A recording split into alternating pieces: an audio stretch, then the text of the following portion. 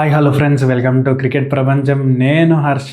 Bangladesh versus Pakistan రావల్పిండిలో match అవుతుంది. ఈ మ్యాచ్కి ఎలాంటి ఎవరు గెలిచినా ఎలాంటి ఫరక్ పడదు, ఎందుకంటే Pakistan and Bangladesh out of league వెళ్ళిపోయినారు. బట్ మంచి రన్స్ అయితే చూడబోతున్నాయి, ఎందుకంటే రెండు టీమ్స్కి ఎలాంటి ఫరక్ పడదు కాబట్టి చాలా చూసండి. ఫియర్లెస్ క్రికెట్ రెండు టీమ్స్ నుంచి ఆడతారు.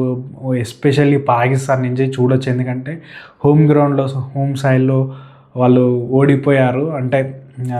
ఛాంపియన్స్ ట్రోఫీ క్వాలిఫికేషన్ అవ్వలేదు సెమీస్కి, కాబట్టి ఖచ్చితంగా వాళ్ళు కొద్దిగా ఫ్యాన్స్ని సాటిస్ఫై చేయడానికి అయితే ఉంటారు. సో లేట్ చేయకుండా అయితే పిచ్చే విధంగా ఉంది, వెదర్ కండిషన్ ఏం చేయబోతుంది అండ్ ఆల్సో ప్లేయింగ్ 11 ఏ విధంగా ఉంటుంది, మన ఛానల్ విన్ ప్రెడిక్షన్ ఏంటిదో ఈ వీడియోలో చూసా. అంతకంటే ముందు మనం మన ఛానల్లో ఇచ్చిన ఇప్పటివరకు ఛాంపియన్స్ ట్రోఫీ ప్రిడిక్షన్లు చూస్తే కనుక 7 మ్యాచెస్కి విన్ ప్రిడిక్షన్ ఇవ్వడం జరిగింది. చూస్తే కనుక ఇందులో 4 కరెక్ట్ అయ్యాయి, 3 అయితే రాంగ్ అయ్యాయి. లాస్ట్ మ్యాచ్ అయితే ఇంగ్లాండ్ గెలుస్తుంది అనుకున్నాను, లాస్ట్లో పోయింది, మనం ఏం చేయలేము దానికైతే. సో ఓవరాల్గా చూసుకున్నా మన విన్ ప్రిడిక్షన్ అబోవ్ 50% అయితే ఉంది. సో ఈ మ్యాచ్లో ఎవరు గెలుస్తారో చూద్దాం. సో మ్యాచ్ విషయానికి వస్తే కనుక రావల్పిండిలో మ్యాచ్ అయితే అవుతుంది. ఈ మ్యాచ్ చూస్తే కనుక లాస్ట్ 2 days బ్యాకే వర్షం పడి ఒక మ్యాచ్ అయితే ఆగిపోయింది, సౌత్ ఆఫ్రికా వర్సెస్.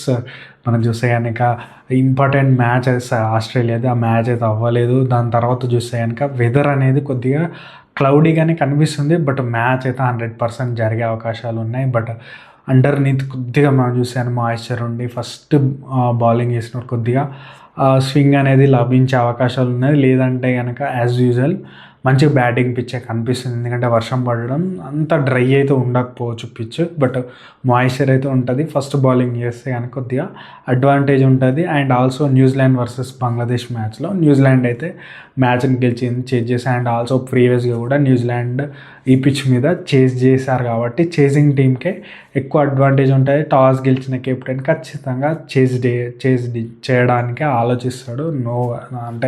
పెద్ద డిసిజన్ ఏం లేదు, చేజ్ చేయడానికే ఆలోచిస్తాడు. అండ్ ఆల్సో ప్లేయింగ్ 11 విషయానికి వస్తే కనుక మనకు చూసుకుంటే కనుక ప్లేయింగ్ 11 ఎలాంటి చేంజెస్ కనిపిస్తలేవు, సేమ్ ప్లేయింగ్ 11తో వెళ్ళే అవకాశం ఉంది బంగ్లాదేశ్ అండ్ మనకు చూసుకుంటున్న పాకిస్తాన్.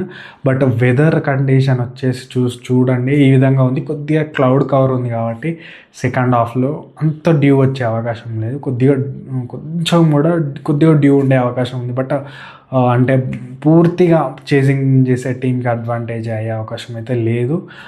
అండ్ గేమ్ ప్లాన్ విషయానికి వస్తే కనుక గేమ్ ప్లాన్ అయితే ఇదే ఉంటుంది. మనం చెప్పినట్టే టాస్ గెలిచిన టీం అయితే ఖచ్చితంగా చేజ్ చేయడానికి ఆలోచిస్తారు. మంచి రన్స్ అయితే వస్తాయి, 250+ ఈజీగా వచ్చేస్తుంది, రన్స్ చేజ్ చేసుకోవచ్చు.